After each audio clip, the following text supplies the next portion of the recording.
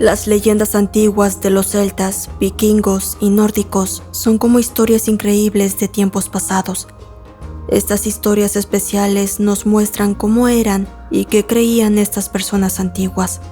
Los cuentos celtas nos hablan sobre la magia de la naturaleza y su conexión con el mundo espiritual. Por otro lado, las historias vikingas y nórdicas son acerca de héroes valientes, dioses muy poderosos y aventuras emocionantes en el mar. A través de estas historias, podemos entender cómo pensaban y sentían estas culturas que existieron hace mucho tiempo. Aquí traigo dos leyendas provenientes de aquellas culturas mágicas que dejan una cautivadora imagen de estas narraciones.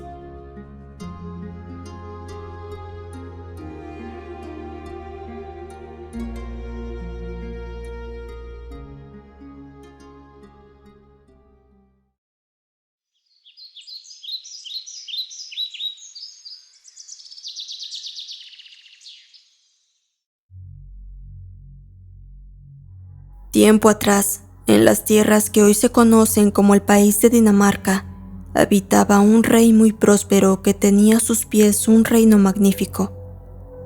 Este hombre se llamaba Valdemar, y más que sus riquezas o su poder, amaba muchísimo a su hija Tove.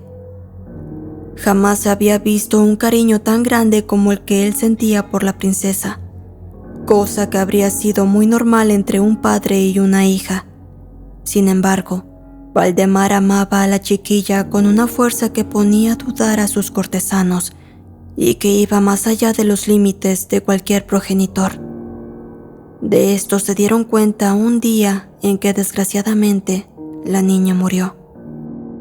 Cegado por el dolor, Valdemar mandó embalsamar el cuerpo de su hija y en vez de enterrarlo, ordenó que lo colocaran en una lujosa habitación junto a la suya.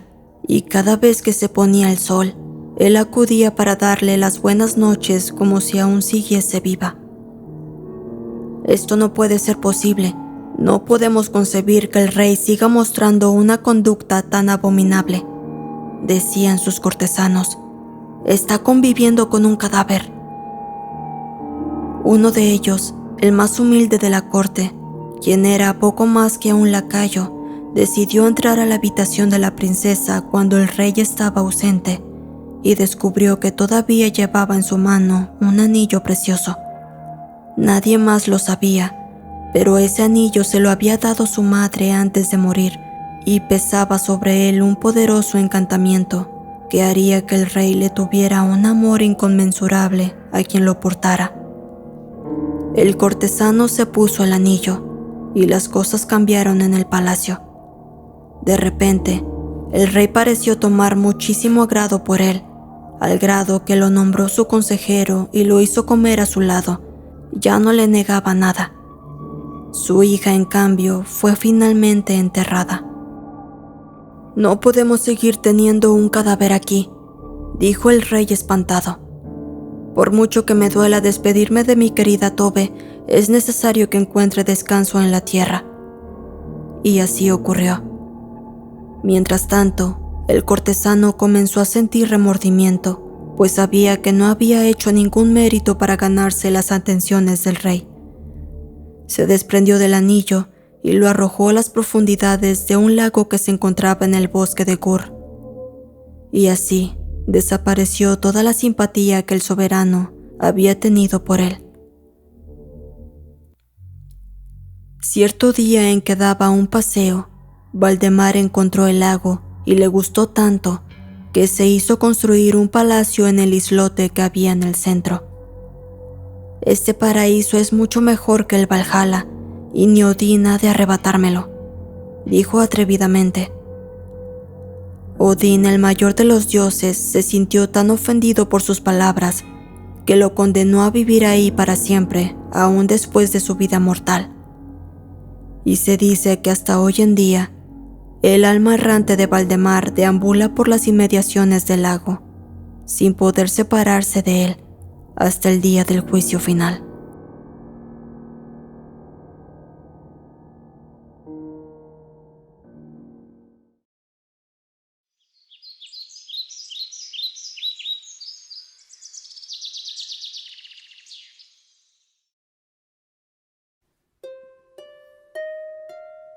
Esta historia comienza en una gran fiesta celebrada por el rey, una noche en la que celebraban el fin del verano, originalmente llamada Samhain, una fiesta en la que los celtas conmemoran el cambio de estación de verano a invierno, una fecha que coincidía con el final de la temporada de cosecha y se daba comienzo a un nuevo ciclo.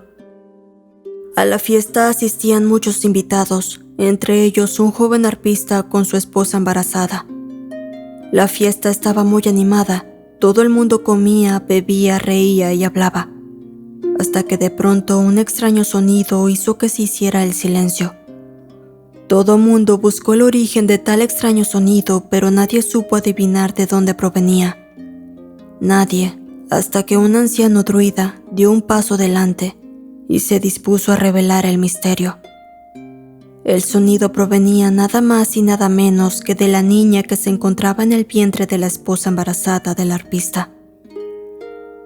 El druida además dijo que aquella niña sería la joven más hermosa que jamás hubiera existido, que tendría los cabellos rojos como el fuego y la piel del color de la miel, pero que también esa niña sería el origen de una gran discordia, que provocaría disputas entre reyes y haría que los 3 mejores hombres del rey fueran a parar al exilio.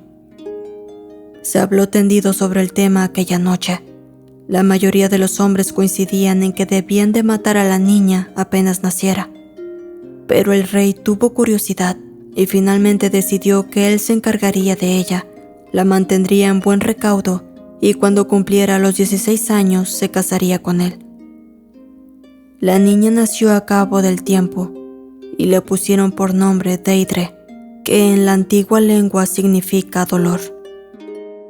El rey la hizo llevar a una pequeña casa en el bosque, acompañada de una vieja nodriza, donde podía crecer hasta el momento de la boda.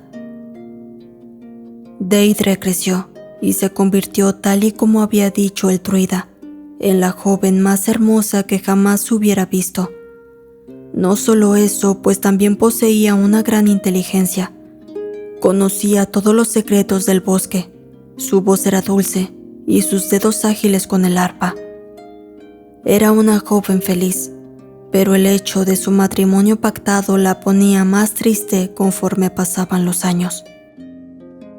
Un día que se encontraba pensativa, Deidre miraba por la ventana una nevada temprana. Vio un cuervo posarse sobre la nieve y picotear una manzana caída del árbol. Entonces Deidre recordó algo.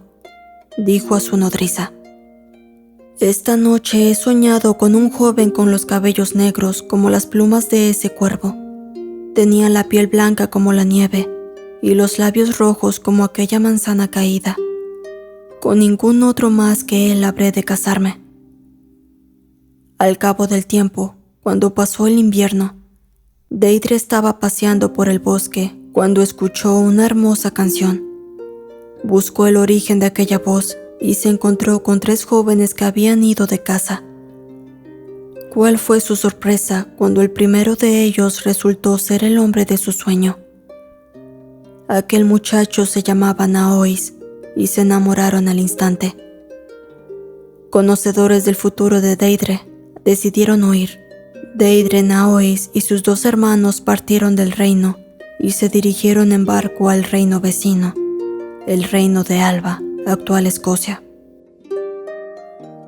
Sin embargo, la desgracia les perseguía a donde iban. En cualquier lugar en el que intentaban alojarse, los hombres se volvían locos al ver a la joven e intentaban arrebatarla. Intentaban matar a los hermanos para tenerla. Finalmente se establecieron en una pequeña isla en una casa de arcilla, en donde pudieron vivir un largo tiempo. Sin embargo, al cabo de meses, los hombres del rey descubrieron su paradero, y el rey decidió tenderles una trampa. Envió un mensajero para que les dijera que no estaban exiliados, que no habían hecho nada malo, y que podrían volver al reino en cuanto quisieran. Los hermanos se sentían muy melancólicos y extrañaban su hogar. Tenían muchas ganas de volver y por eso no hicieron caso a Deidre, quien les había dicho que todos morirían si volvían ahí. Así, todos partieron de nuevo rumbo a Irlanda. Al llegar se alojaron en una posada, pero cuando el rey tuvo noticia de ello, envió a sus 10 mejores hombres a pelear contra los hermanos y arrebatar a Deirdre. Sin embargo, los hermanos tenían una gran habilidad y consiguieron derrotar a los 10 soldados, y así emprendieron la huida a través del campo. El rey no iba a permitirse volver a perder a la joven y pidió a su druida que los detuviera. El druida se hizo aparecer en el prado por el que corrían, convirtiéndolo en un bosque de espinos y matorrales, con la intención de parar así a los fugitivos. Ellos, sin embargo, siguieron corriendo sin aminorar el ritmo. El druida entonces convirtió el prado en un rugiente mar, pero Deirdre y los hermanos no se lo pensaron 2 veces y se aventaron al agua. Empezaron a nadar contra la corriente sin cansancio. Fue entonces cuando el druida decidió convertir el rugiente mar en un mar de afiladas piedras. El grupo siguió avanzando, pero al poco tiempo, uno de los hermanos de Naois cayó y quedó herido. Naois lo cargó en su espalda e intentó seguir corriendo, pero cuando volteó hacia atrás, vio a su otro hermano caer también y morir ahí. Naois, tras tanta tristeza de ver partir a sus 2 hermanos, perdió las fuerzas y también quedó herido sobre aquel mar de afiladas piedras, perdiendo así la vida. Fue en ese momento que el matorral volvió a la normalidad. Los hombres del rey encontraron a Deirdre llorando sobre el cuerpo de Naois. La tomaron y la llevaron al castillo. Naois y sus hermanos fueron enterrados ahí mismo. El rey dispuso la boda para el día siguiente y encerró a Deirdre en una celda. Pero cuando a la mañana siguiente fueron a buscarla, ya era demasiado tarde, pues Deirdre había muerto de pena. Enterraron a la joven en el bosque que la había visto crecer, pero una noche un grupo de desconocidos desenterró el cuerpo y fue a enterrarlo junto al cuerpo de su amado, y sobre las tumbas pusieron 2 estacas de tejo. Al cabo del tiempo, de aquellas 2 estacas crecieron 2 árboles de tejo, que pese a nacer a cierta distancia uno del otro, se llegaron a entrelazar en el centro formando un solo árbol. Y se dice que ese árbol aún está ahí, pese a hace mucho tiempo que las lápidas de los 2 amantes se convirtieron en polvo.